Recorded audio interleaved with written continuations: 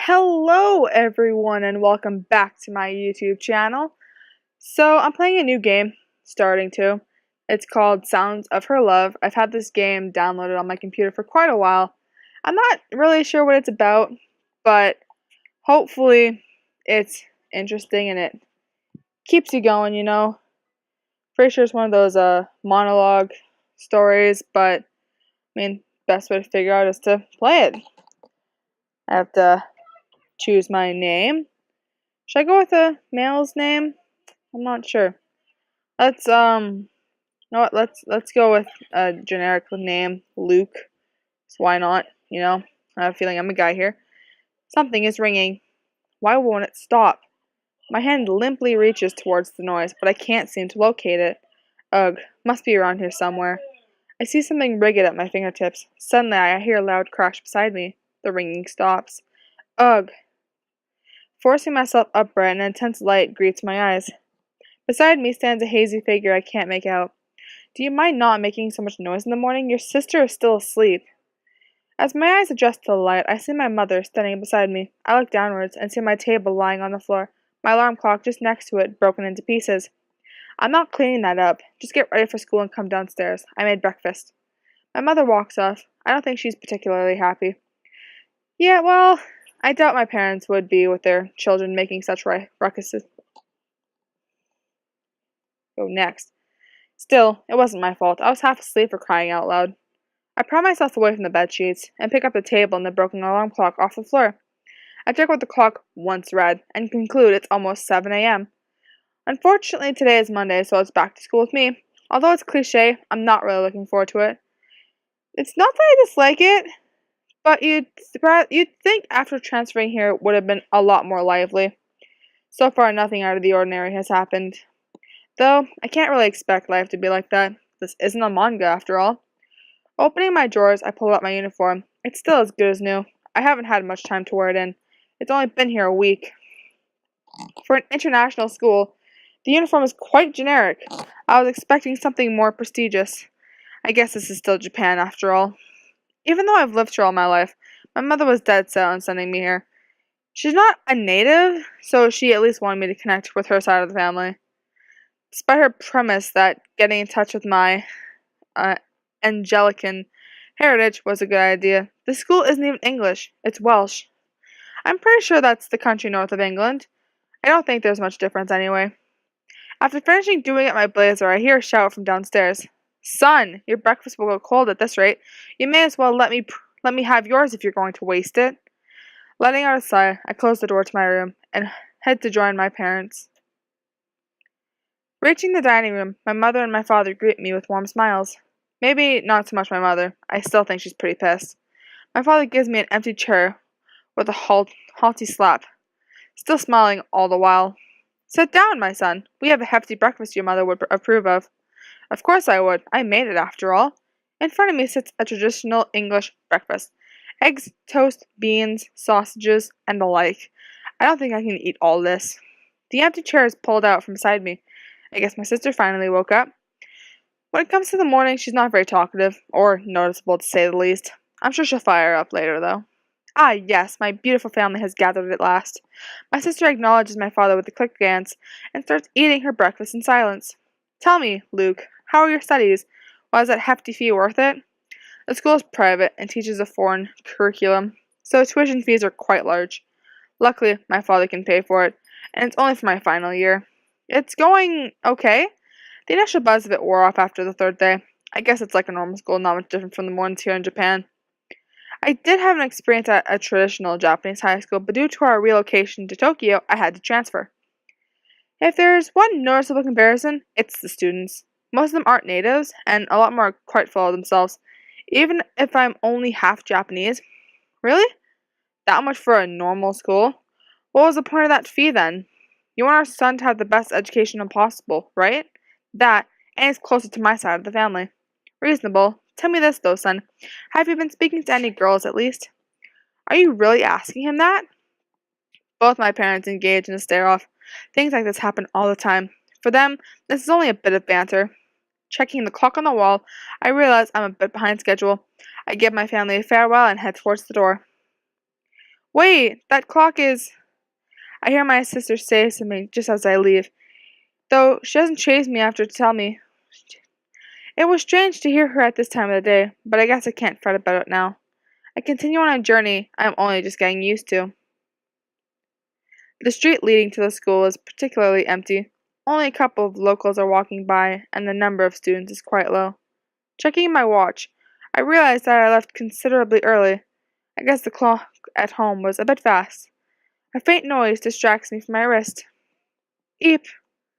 Ahead of me is a female student, presumably from my school. Picking up the contents of her bag off the floor, I guess she dropped it.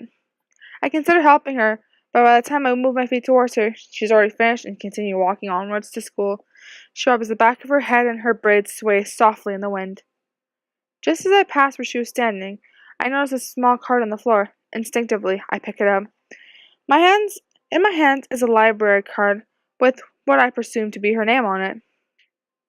Sir Edwin. All right. Considering this is a Welsh school, I guess that's the origin of her name. I look up. She is nowhere in sight. Oh, crap. Quickly setting myself off, I run towards the entrance of the school. I just hope I can catch up to her. Oh, it's a nice school. It doesn't take me long to get her in my sight. I call out to her. Sherwidden, you dropped this. Eh? Sherwidden turns around flustered, and I approach her with a ragged breath. Here, you go. Thank you. She gives me a shy response as I hand her back the card. How did you know my name? It doesn't look like she's very comfortable with talking to me. It's on the card. Oh. It's pronounced... Sorry, she's talking in my ears and that's all I'm hearing. It's pronounced Carrie, like a K. Sorry, my bad. Don't worry. Carrie looks rather uneasy. I guess some people just aren't that fluent socializing with others. Well, it's a good thing you got it back. We're both pretty early, so it would have taken a while for someone else to find it. By then, they probably would have given it into the lost and found. Thank you. She thanks me again, and her eyes are averted slightly away from my direction.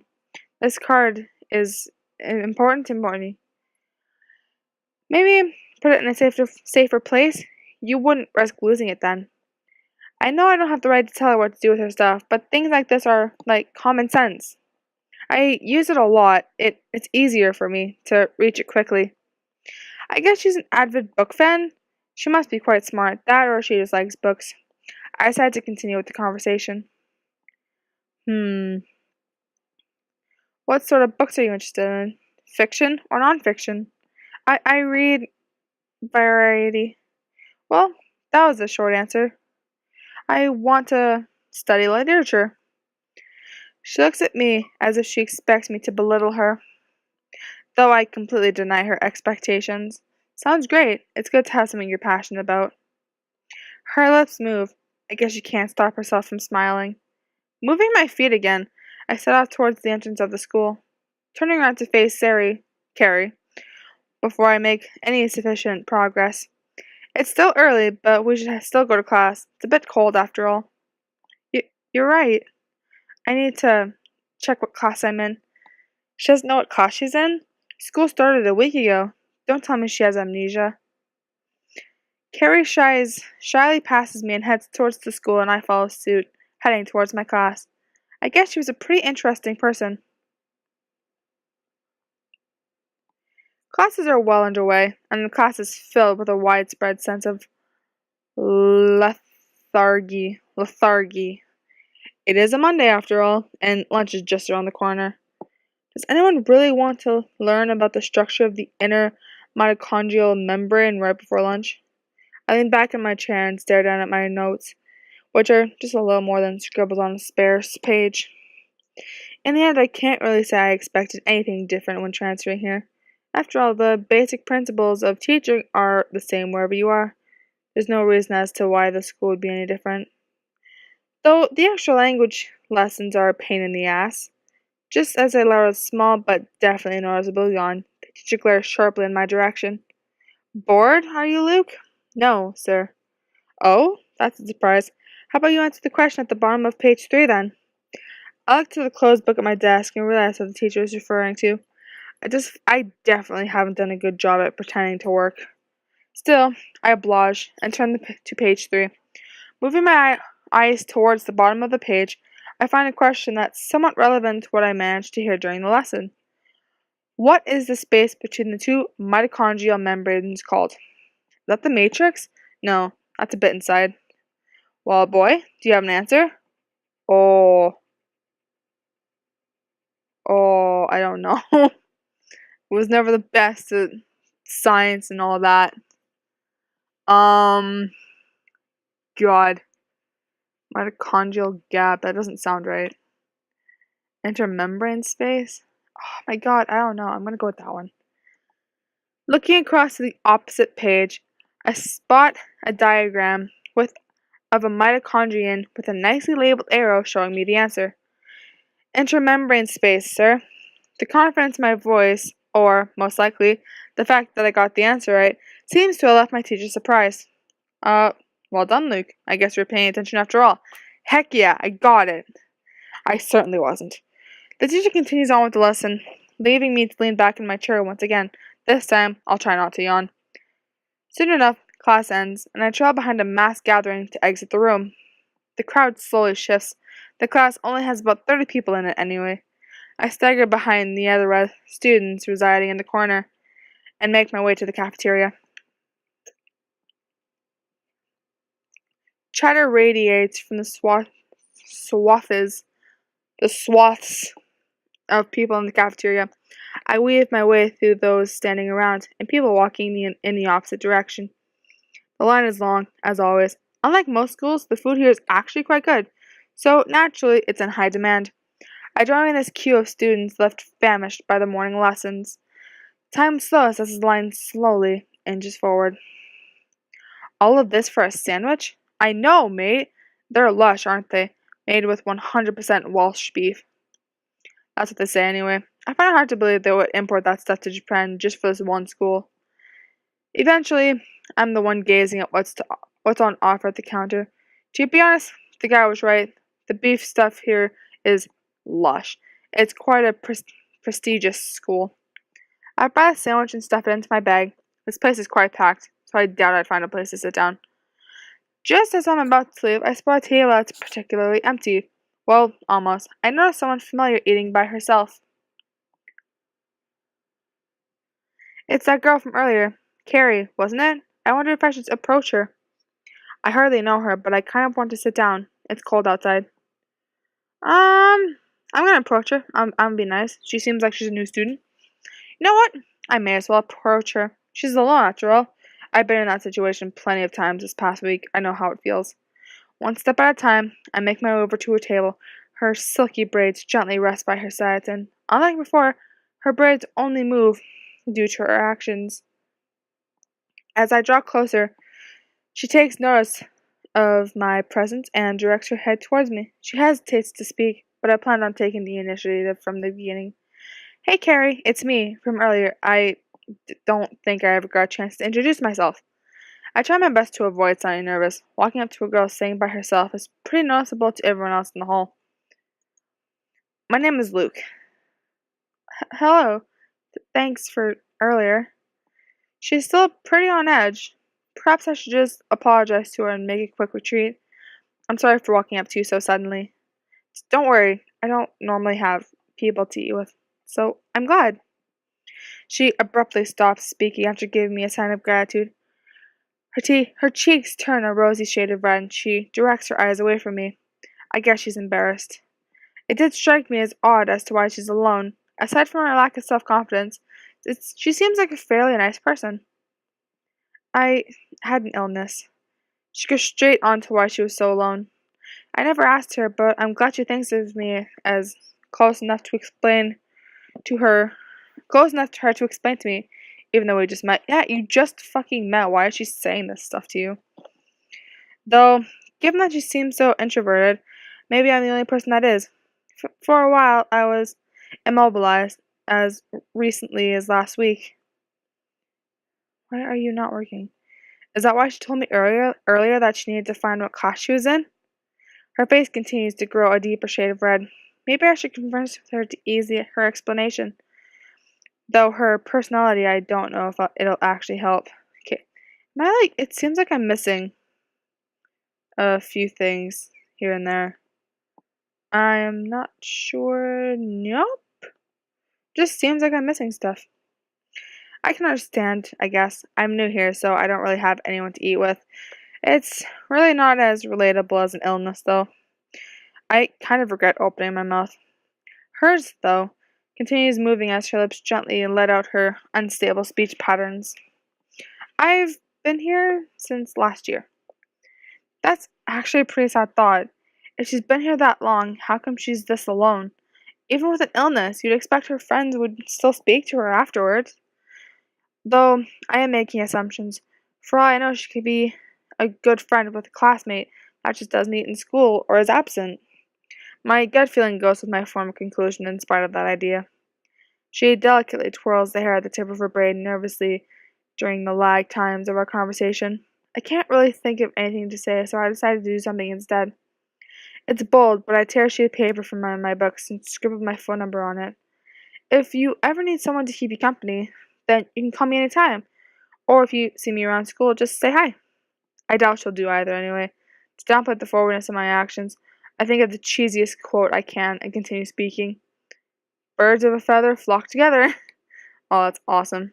You're giving me your number? Though her voice is quiet, I can still sense she's a bit shaken up. I thought giving it to her would be acceptable in this day and age. People are practically dependent on their phones now. Still, giving your number to someone of the opposite sex will probably remain direct for years to come. Thank you. For some reason, she thanks me. Her pale fingers reach out towards her bag, and she gently takes out a rather pink and cute-looking phone. I didn't know anyone still used phone straps, but a daffodil charm swings in the air as she enters my number. Her body is shaking slightly all the while. You're really the first in the non-relatives section. Finishing her sentence with a smile, she gazes at me. I smile back, of course, which in itself takes me a bit of courage, but her eyes quickly dart away to break our state of eye contact. She goes red again, and her mouth is slightly ajar, leaving her lips to glisten as the sunlight enters from the windows above us. The chimes of the bell resonate through the room. I guess it's time to get prepared to go to class again. Carrie stands and shyly looks toward me as if expecting me to say something, which, luckily for her, I do. I enjoy speaking to her, even if she doesn't say much. Like I said, feel free to contact me anytime. Though, right now I guess we should head back to class. Okay. She trots along my side, slightly behind me, probably to keep her blushing face hidden, I guess. She seems to have a habit of going red. Okay, I have been recording for about 20 minutes, so I think I'm just gonna end it here. But, I've had fun. This seems like really interesting, to say the least. But, anyways, I hope you guys enjoyed this video, and I guess I will see you in part 2 of Sounds of Her Love. So, bye!